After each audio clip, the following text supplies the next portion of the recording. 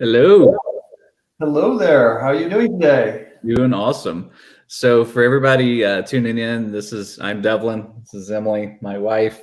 This is Dr. Fabio. Everybody say hello to Dr. Fabio. And today we're just going to go through this is a gentleman we met several years ago, and there's very few people you meet in your life when you think you know some things, and then all of a sudden you realize that you don't. He has very much helped us open our eyes, and we'll get into one of those subjects in a few minutes that just completely blew my mind as far as the way food and health go together. But to give a quick background for Dr. Fabio, when I say quick, it's not really fair to do it that way. But he graduated from Chicago Medical School in 1991 at the top of your class. Is that correct? That's awesome. I'm a student, so. Well, that's one of the things you told us, that you are a lifelong student. You love studying everything, and I think that's awesome. Then you had residency and fellowship at University of San Francisco, internal and nuclear medicine. You're certified for several boards: nuclear and molecular medicine, nuclear cardiology, obesity medicine, integrative medicine. And then in 2010, you founded the Phoenix Molecular Imaging in Phoenix, obviously. And in 2018, and this is kind of when we came around, the Center for Integrative Wellness at Savannah Carefree Resort. And basically, one of the things we picked up immediately, because we've met a lot of people in the field, either straight from the culinary side or completely from the medicine side. And one of the things we were completely blown away, I would say, with the Dr. Fabio is you take conventional medicine, you take people's lifestyles, and then you also take alternative medicine, and you mix it like no one we've ever seen before, which is just completely amazing. So, well, it's from that perspective, integrative medicine is really established itself as a new field, with really that purpose of treating the whole person and using all of the evidence-based methods that we have available to us. And a lot of that's going to come from traditional allopathic medicine, but there's also a lot of very well-studied and understood techniques from naturopathic medicine, from traditional Chinese medicine, from Ayurveda, things that often are not integrated in an allopathic way.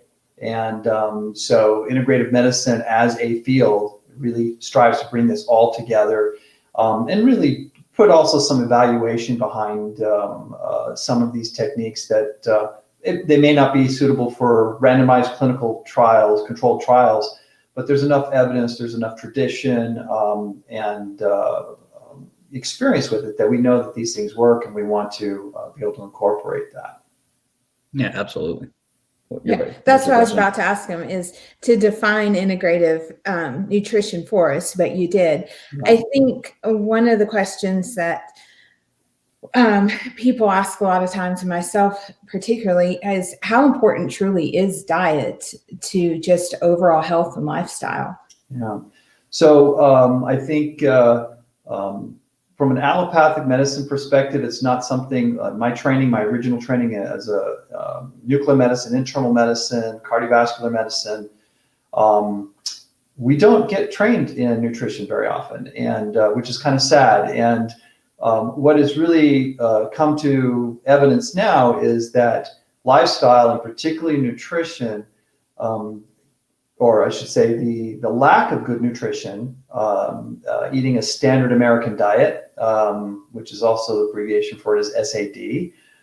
So you can kind of put that together, is responsible for about 70 to 80% of our chronic illnesses. So we're talking about cancer, we're talking about cardiovascular disease, so heart attacks and strokes, we're talking about diabetes. It's responsible for a good portion of our overweight and obesity issues, which we're finding out right now with the current pandemic. There's a lot of association with that, just being overweight and obese. You have a background of inflammation that is there just as a kind of your normal state. You add on now this virus, and unfortunately, it's something that is much more challenging for people to get through. And the core of that really is nutrition. And so we see that in particular when we work with folks and we bring them kind of around to maybe staying away from some of the fast foods and processed flours and really starting to clean up the diet. We see all sorts of metabolic parameters correct, cardiovascular disease, diabetes. I use a lot of nutrition and diet techniques with my cancer patients. So one to prevent cancer, other those who have beat their cancer and we want to keep it that way. So how do we keep their cancers at bay? And even during radiation and chemotherapy and other things, when we're being pretty aggressive with their therapy, their nutritional status, what we do with their nutrition makes a huge difference. And just kind of, cutting to the chase of people say, well, what does that mean? What nutrition should we be eating? Really a plant forward nutrition is really where what is has evidence to demonstrate that's going to be the most beneficial. Not necessarily a pure vegan or vegetarian, but that more fruits, more vegetables, healthy grains, healthy fats, the proteins selected out, I think, properly, and minimizing a little bit of some of the industrial meats that we get, the chicken and the beef that are kind of mass produced. They have we can't get into all the details of it, but there's a lot of harm that those do over time with years and years of consumption. You're a big proponent of cooking at home as well, obviously. Yes. So what that really comes down to is part of my training over the last several years. We realized that I could talk all day long about, okay, eat this, eat that, make this or whatnot. And we realized that a lot of people don't have the skills in the kitchen that make them comfortable enough that they really feel like they can prepare all their meals or really, in particular, vegetables. A lot of vegetables are a little challenging to deal with. You do have to understand how to cut them, how to prepare them, how to peel them. So one of the things that we undertook early on was, well, we needed to teach our clients actually how to cook. And so myself and my wife, who's is a master nutritional counselor, we went back to school and we went to chef school, and some of these things particularly for clinicians, but a lot of things just cooking schools, get in the back of the kitchen and really picking up on technique that we could then teach to our clients. So when we met, gosh, what was it? We came down for one of your events probably almost a year and a half ago, I think. It was in January. Oh, we met before then. Yeah. Yeah. So, We met in Vail. yeah. Doing a demo, and Cindy and I were there for a retreat that we were doing some culinary teaching, and we passed by your display, and we got to chatting, and your beautiful knives caught my eye, and now we've gone from there. Absolutely. Our lovely personality. Yes, absolutely. One of the things you mentioned, though, that I'll never forget, and if you could just let everybody who's watching right now know, you had mentioned when you chop broccoli that you need to let it sit for a little while. Can you just, because we, in our cooking classes, we teach how to do broccoli and roast it in the oven with the olive oils that we use. And so I always try to tell people what you said, but I can never get the verbiage correct. So can you set the record straight once and for all? So from a nutritional perspective, why we like cauliflower and broccoli, the family of what's called cruciferous vegetables, why we like them is they have a chemical in it called sulforaphane. And that sulforaphane has some anti-cancer capacities, and people with issues with methylation we like to have people increase that sulforaphane. And so broccoli sprouts, but broccoli is very high in this. But it's an enzyme, a chemical that is produced in the process of cutting or chewing broccoli. And it takes a little time for it to develop. So if you take your broccoli and you chop it, and you immediately take that broccoli and then steam it or boil it or cook it, it hasn't had time to develop that sulforaphane, and so you're not getting the full benefits of the broccoli. So what we ask people to do, or we recommend people to do, is you prep your broccoli a little earlier. So you do your chopping of that, and this also applies to cauliflower and other cruciferous vegetables. But you chop it and you set it aside. It takes about 15 to 20 minutes for that chemical process, that sulforaphane, to develop. And then it's pretty much locked in. So then if you cook it, however you cook it, you're going to get that full benefit. And it's just an interesting technique that, if we're going to get the benefit, understanding the science and behind the chemistry can make a difference. And that's, I advocate for a lot of broccoli for that sulforaphane. And but if you're not getting it, then you're not getting the benefit, right? So right. Proper technique is important. So it's just a little bit of planning, right? Just absolutely. Anybody watching, if you have any questions for Dr. Fabio, anything that pops up, be sure and put it in the comments. If we can't get it today, we have access to him, and we can get all these questions together and do another one of these where we get some of your questions answered. What can we do with frozen cruciferous was a question. So I think the frozen is fine. You do want to just make sure that it is something that's flash froze. Which is usually the case for most of broccoli. Just look at the technique on it.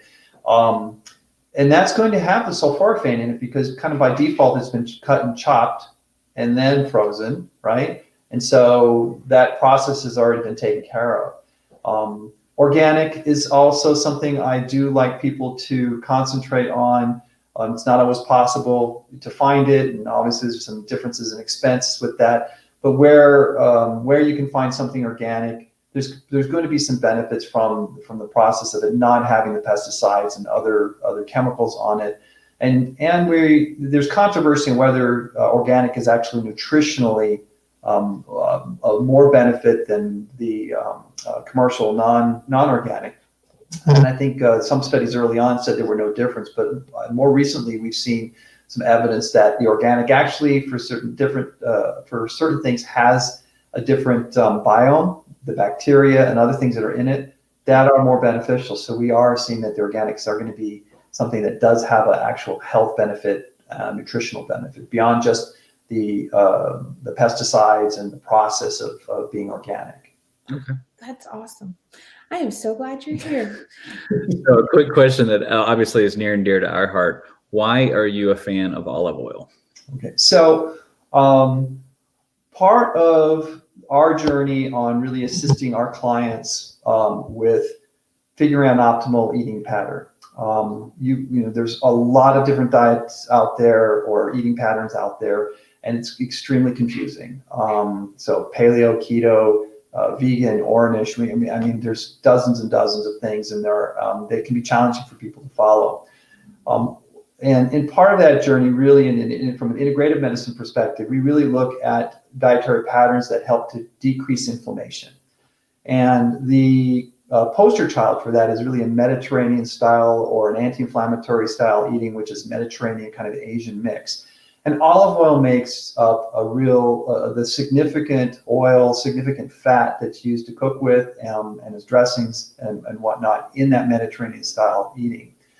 Part of the gravity or pull towards Mediterranean style is really just a vast amount of evidence. When we look at the populations in the Mediterranean or others that eat in this particular style, cardiovascular disease, cancer, diabetes, all-case mortality is significantly lower in those who really have a Mediterranean style eating. And olive oil, being that big component of it, has been partly responsible or mostly responsible. It's also more fruits, vegetables, more slanted towards fish than other animal meats.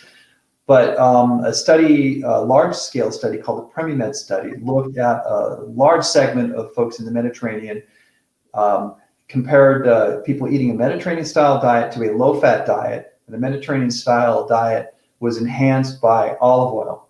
And we're not talking a little bit of olive oil, we're talking about a lot of olive oil. On a per person basis, I think it was close to half a gallon or a gallon of olive oil consumed per week.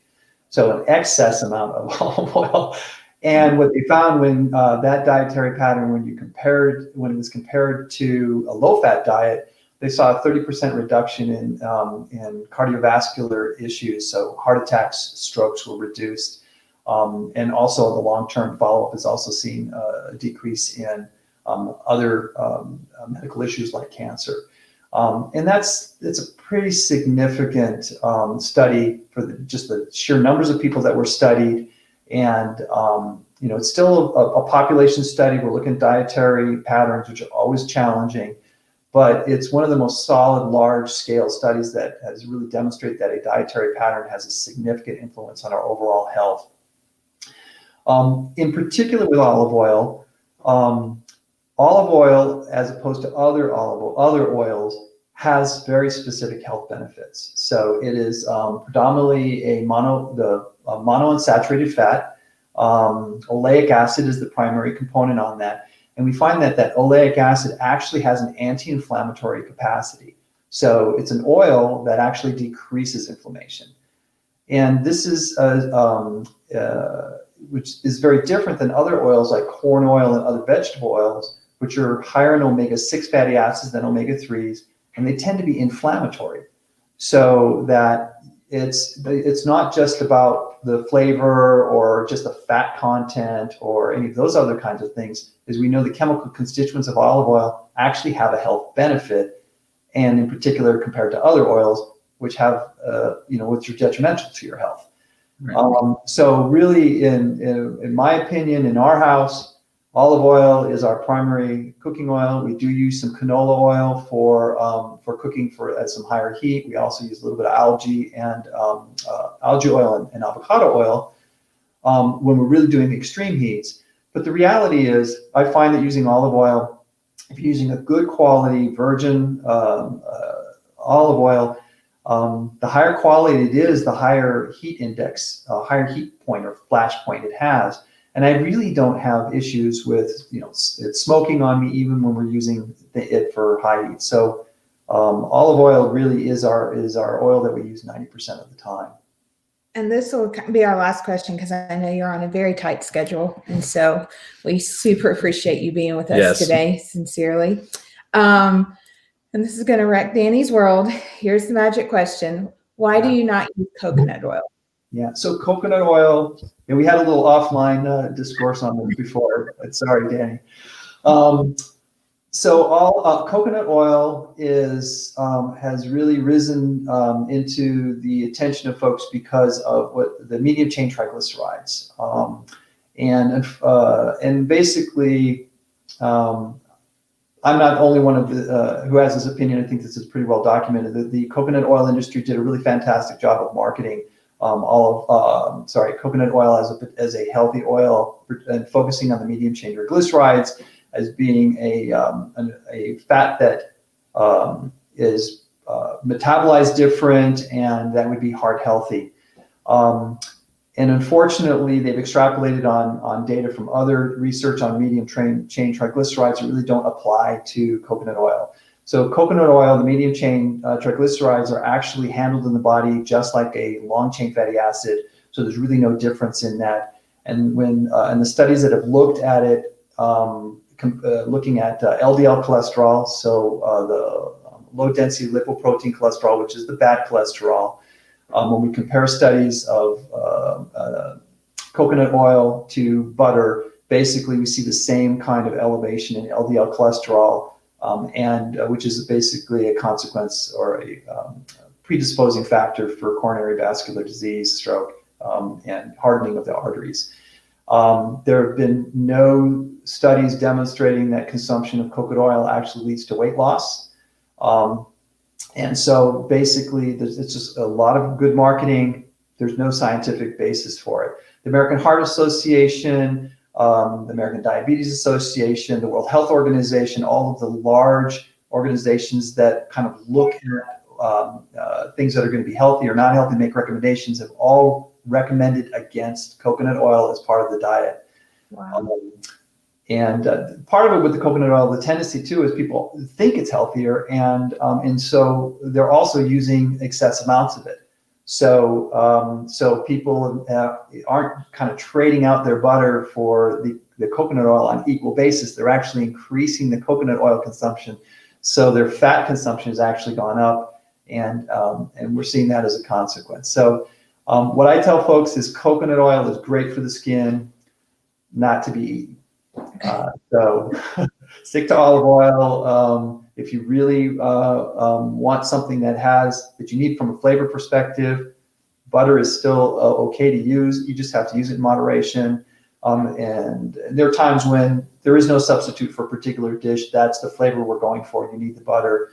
And the same thing, coconut oil, if you're using it, or coconut milk in an Indian dish, there's a flavor component to it that you can't match any other way. And that's the time to use it. You use it as a flavor, as a spice kind of thing. But a tablespoon or two of coconut oil a day as a health preventative, I don't think that we can really find evidence to support that. Okay. Wow. So we have a lot more questions, but we don't have time. So we'd love to have you back if you're open to it. And if you can I did take this interview over. I said Devlin was going to do it. Every time. So sorry, dear. Just tell people how they can get a hold of you, and then we'll also put it in the comments. Sure. So I run an integrative medicine practice. It's primarily adult health, preventative medicine. We do a lot of complex care as well for cardiovascular disease, diabetes, and oncology, really navigating people through the system and coordinating of care. It's a concierge practice, so keeping that in mind, we don't take insurance, so there's a little bit different, but then we're able to provide a lot more service and help for people. Our website is Dr Fabio, drfabio.com. I think it's on the screen there. And also there's a lot of information on our website. We recently opened up our recipes. I think we had a lot of demand for that. That had been something that was a members only, but we went ahead and opened that up. So the recipes are generally available there. And a lot of articles that I write on these different topics, a lot of them on food, because these questions come up. Everybody eats, everybody has some opinion about certain foods, and sometimes we have to put a little bit of education behind there. There's an article on there about the coconut oil to go into more detail if people are interested. So you can land on that page and then kind of go from there. Outstanding. That's it. Yeah, thank you so much. And then we're gonna do this again, and then once the world tries to get back to normal and we can come down there and help with some of these classes and stuff, we'll try and maybe shoot some live streams from that as well, which would be great. And I do have to. It won't be a shameless plug. I have to just be really, really honest. I think we own every knife that you all make, and I've been a knife collector for a long period of time because we've always been very agile in the kitchen. But we don't use any other knives other than yours. The balance, just how they feel, they have really become our favorite knives. And I have to thank you also, because we run a cooking demo, cooking classes, and we had some chef knives in there, and you all were very gracious to donate to that class a set of chef knives, and everybody loves them. So thank you very much for that. We really love the knives and what you do for us. Ask you to say that. Yes, thank you. Thank you. That does not hurt our feelings at all. So. Everybody check out his website. I cannot say enough about his recipes. So one of your broccoli recipes that you made for us when we were down there is one of my favorite ways to do broccoli. Mm-hmm. So definitely go to his website. If you have questions, leave them in the comments. And then the next time we have you on, Dr. Fabio, we'll hit some of those questions and just see what people are wondering and what other questions we may get. Sounds wonderful. Awesome, and we know you've got a patient to get to, so I do. so much. Thank you so much for taking the time to talk to us All today. right, we'll talk soon. We'll connect up for the next one. Absolutely. All right, sounds good. Tell your wife we said hi. Great day. All right, bye.